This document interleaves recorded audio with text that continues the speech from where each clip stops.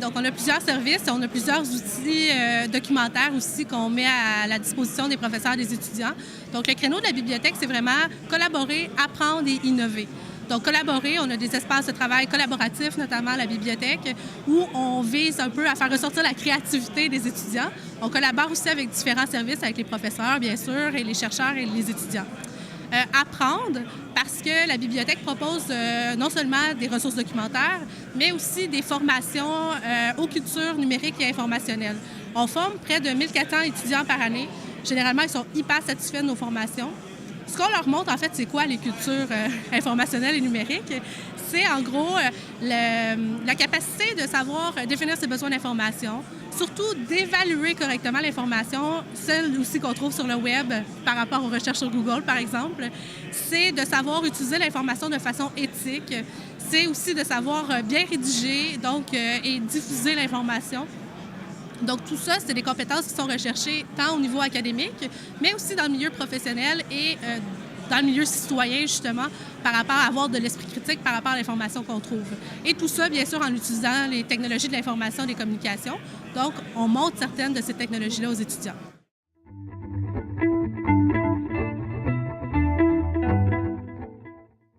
Contrairement à ce qu'on pourrait penser, les gens ils vont penser qu'à cause de la venue du web, les bibliothèques sont en train de disparaître, mais c'est pas vrai. C'est vraiment le contraire. On a une augmentation des gens qui viennent à la bibliothèque. On a une augmentation des gens qui participent à nos ateliers de formation parce que, justement, oui, l'information est de plus en plus accessible, mais elle est nombreuse.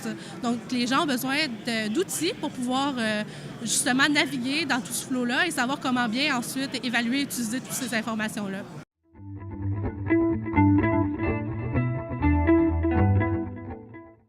On a de nombreux défis, notamment celui, oui, de choisir la bonne documentation. Aussi de pouvoir... Un de nos grands défis, c'est aussi de faire parler nos produits. Parce qu'on utilise, par exemple, actuellement, donc dans l'innovation, on a des milliers de ressources numériques, de ressources de livres électroniques ou de publications électroniques, mais c'est peu connu. Les gens ne sont pas tellement au courant de ça parce que c'est dans le numérique, donc c'est pas visuel. Alors nous, on a vraiment l'intention de pouvoir mieux faire communiquer nos ressources, mieux communiquer nos services aussi, notre expertise. Donc c'est dans nos défis qu'on a aussi à venir avec les bibliothèques. Et de plus en plus aussi, on parle de tout ce qui est le mouvement de l'open access, donc de la publication dans le libre accès. Et on a des nouveaux systèmes comme Espace ETS, qui est un système où on essaie de prendre les métadonnées des publications, soit des professeurs, des thèses et des mémoires des étudiants aussi, pour qu'ils soient plus facilement retrouvables dans une recherche Google. Donc ça, c'est intéressant. Mais aussi, potentiellement, de mettre aussi les PDF pour que les gens à travers le monde puissent avoir accès à la littérature scientifique, à la recherche qui se fait à l'ETS et qu'on garde des traces de ça, de ce qui se fait ici.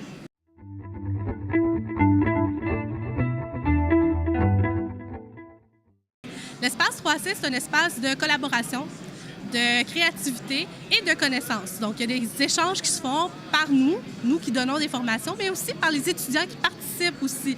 Donc, on a les clubs étudiants, parfois, qui viennent soit faire des réunions, soit faire des présentations.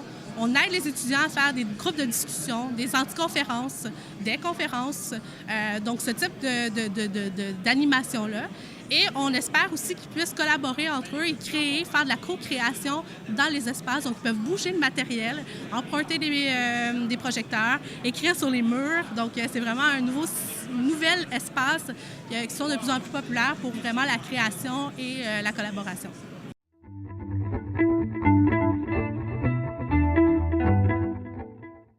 Par exemple, pour les professeurs, on a un projet pilote actuellement qui vise à identifier leurs facteurs d'impact ou leurs facteurs, en fait, de publication. Donc, eux publient dans des revues scientifiques et nous, on leur permet de faire un profil où on identifie, par exemple, leur indice H, où on identifie le facteur d'impact de la revue dans laquelle ils participent, afin justement de pouvoir mieux les orienter dans quelle revue ou dans quel type de publication on devrait publier pour mieux augmenter nos cotes. D'un autre côté, pour les étudiants, on a plusieurs outils qui peuvent les intéresser, surtout ceux vers la fin du bac ou au cycle supérieur. On a des outils comme EndNote ou Mendeley, qui sont des outils qui permettent d'organiser l'information. Donc, comme on a beaucoup d'informations disponibles, l'organisation, c'est important.